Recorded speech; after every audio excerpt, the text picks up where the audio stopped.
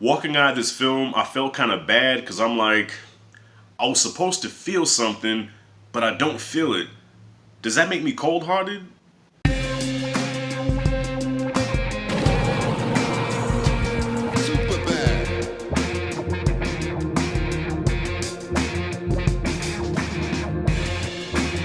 The Upside, directed by Neil Burger, starring Kevin Hart and Walter White himself, Bryan Cranston. This is supposed to be a feel-good dramedy, and this film had all the makings of like tear-jerkers, heartfelt moments, and moments that make you feel good and just inspires you. And sometimes it did. Sometimes it kind of did. So, the basis of the story: Kevin Hart is an ex-con.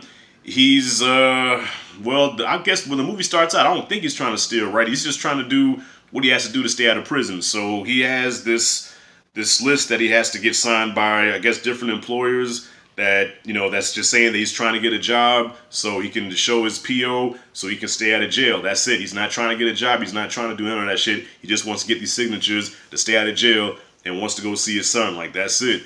Stumbles across this job. And cliche moment in movies, the guy that's not trying to get the job gets the job, because in real life, if you go to an interview acting like he did when he went to this interview with Nicole Kidman and Bryan Cranston, they would have kicked him out like Beverly Hills Cop style, Eddie Murphy out the window, okay? But for the movie's sake, okay, he's not qualified, he sucks, okay, boom, you got the job. And that's how the movie starts. I was trying to give this movie a fair shake because of the formula that I was trying to follow, the plot and everything. And I do like Bryan Cranston. I mean, he's Walter White, part of my favorite, like second favorite show of all time behind The Sopranos. And Kevin Hart, I'm not a really big fan of his, but he is likable. He does have charisma. I do like some of his work, and even his stand-up. I did like his stand-up in the beginning with "I'm a Grown Little Man" and what's the other one? Seriously Funny, which was probably his best one.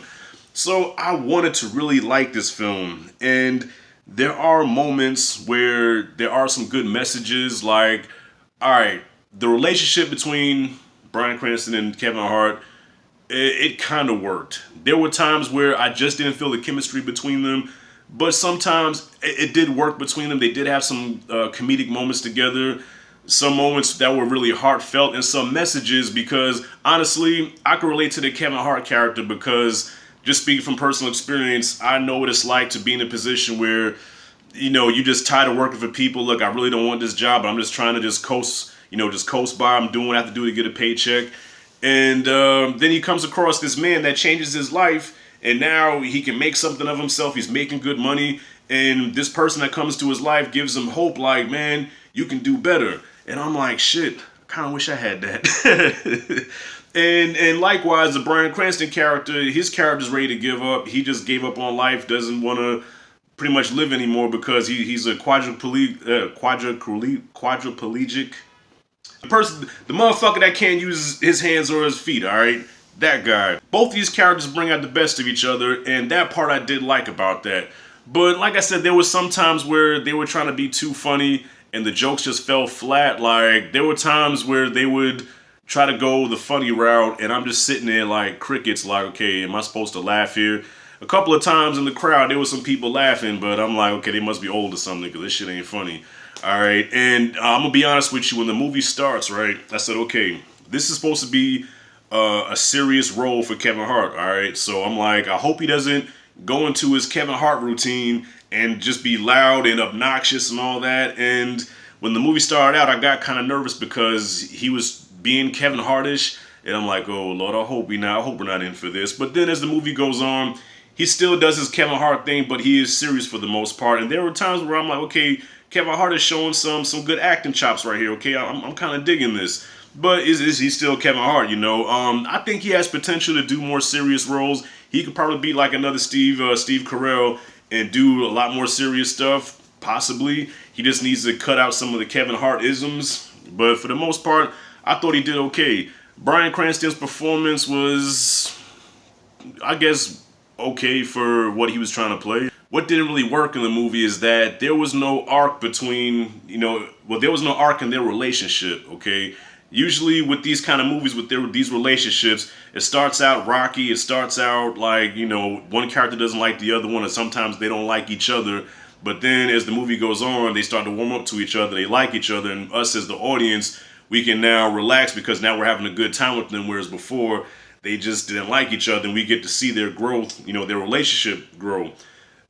They liked each other from the jump, okay, and then it stayed that way pretty much throughout the whole film. Like, there was no point where you felt like their relationship was in jeopardy. I mean, there was something that kind of happened, but you knew it wasn't going to last long because this movie had such predictability where you knew what was going to happen like 20 minutes in advance. It is likable for the most part. There is some likability about it, but it wasn't enough for me to say that I really enjoyed this film and I felt really good walking out of it. And a couple of moments I teared up and it was just like really like inspirational, and I didn't get any of that, man. I kind of walked out like, okay, I guess that was a decent film. That's how I walked out. And I felt bad because I'm like, damn, I know I'm supposed to feel something when I watch this, but I just don't feel it. I'm like, damn, like, I'm like, Hart, are you there? Like, are you just gone? Like, did the trials of life just totally fuck you up? Were you just cold to shit? Yeah, I was just talking to my damn heart. That's some shit. I think I had a more emotional connection to the movie Disorderlies that came out in 1987. Same kind of plot. If you've seen Disorderlies, you know what I'm talking about. It's the same kind of deal. Old man that's in a wheelchair taking a million medications, gave up on life, and then the fat boys come and resurrect him. I had more of a connection with that movie than I did with this one. Not to mention, it was long as shit. This movie felt very, very long. It probably wasn't that long, but it felt long as shit because there were times where I was like, oh shit. I'm gonna give The Upside a C. I can't totally shit on the film because, like I said, there were some moments in there where I thought were decent, but just the parts where it was supposed to land, it didn't. It kind of fell flat on its face. Like, even a couple of moments where it was like, this is supposed to be the moment where we stand up and cheer, and I'm like, I don't want to cheer. So yeah, y'all, that's my grade. Have you seen The Upside? What you think about it? Do you think Kevin Hart has what it takes to do more serious roles? Do you think he should just stick to comedy? Comment freely below. As always, thanks for watching. This is Rashad G signing out. See you in the next video.